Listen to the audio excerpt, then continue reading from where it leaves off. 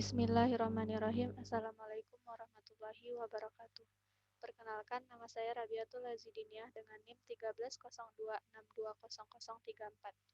Baiklah, sebelumnya yang terhormat Ibu dosen pengampu mata kuliah pengantar teknologi, yaitu Ibu Dewi Mulyati SPD MSI MSc.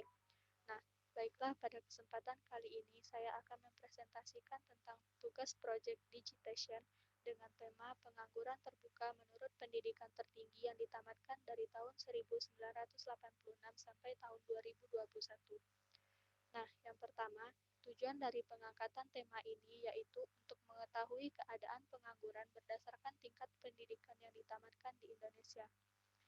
Nah, sebelum masuk kepada data-datanya, di sini saya akan menjelaskan sedikit mengenai pengangguran. Apa sih pengangguran itu? Pengangguran atau tunakarya adalah istilah untuk angkatan kerja yang tidak bekerja sama sekali atau sedang mencari kerja, sedang menunggu proyek pekerjaan selanjutnya, atau seseorang yang sedang berusaha mendapatkan pekerjaan yang layak. Nah, pengangguran umumnya disebabkan karena jumlah angkatan kerja atau para pencari kerja tidak sebanding dengan jumlah lapangan kerja yang tersedia. Nah, yang kedua, jenis-jenis pengangguran. Jenis pengangguran ada 3. Yang pertama, pengangguran terbuka atau open unemployment. Yang kedua, pengangguran terselubung atau disguised unemployment. Dan yang ketiga, setengah menganggur atau under unemployment. Yang pertama, pengangguran terbuka atau open unemployment. Pengangguran terbuka adalah angkatan kerja yang sama sekali tidak mempunyai pekerjaan.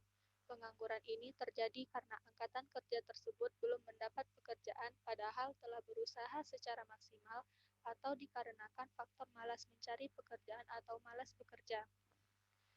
Nah, pengangguran terbuka ini merupakan pengangguran yang paling banyak di Indonesia. Kemudian, yang kedua adalah pengangguran terselubung atau disguised unemployment.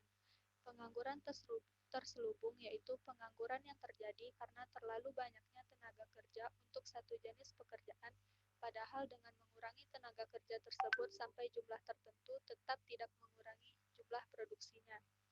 Nah, pengangguran terselubung bisa juga terjadi karena seseorang yang bekerja tidak sesuai dengan bakat dan kemampuannya, akhirnya bekerja tidak optimal. Contohnya, dalam suatu perusahaan terdapat 10 tenaga marketing untuk menangani pekerjaan yang ada, padahal semua pekerjaan dapat diselesaikan dengan baik hanya dengan 6 orang tenaga marketing. Akibatnya, karyawan-karyawan tersebut bekerja tidak optimal dan bagi perusahaan itu merupakan suatu pemborosan. Nah, yang ketiga yaitu setengah menganggur. Nah, setengah menganggur ini adalah pengangguran yang terjadi karena tenaga kerja tidak bekerja secara optimal karena tidak ada pekerjaan untuk sementara waktu. Contohnya, seorang buruh konstruksi atau bangunan yang telah menyelesaikan pekerjaan di suatu proyek, untuk sementara menganggur sambil menunggu proyek berikutnya.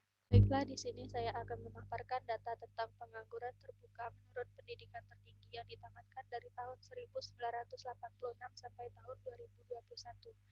Kategori pertama yaitu tidak atau belum pernah sekolah, yang kedua tidak atau belum tamat SD, yang ketiga tamat SD, yang keempat tamat SMP, yang kelima tamat SMA atau SMU, yang keenam tamat SMK, yang ketujuh tamatan akademi atau diploma, dan yang terakhir yaitu tamatan universitas.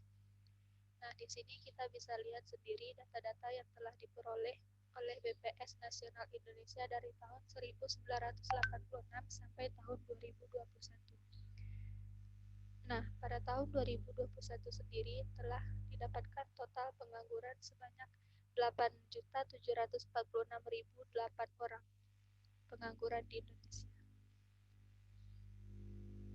Nah, di sini saya juga akan memaparkan tentang grafik pengangguran di Indonesia dari data BPS.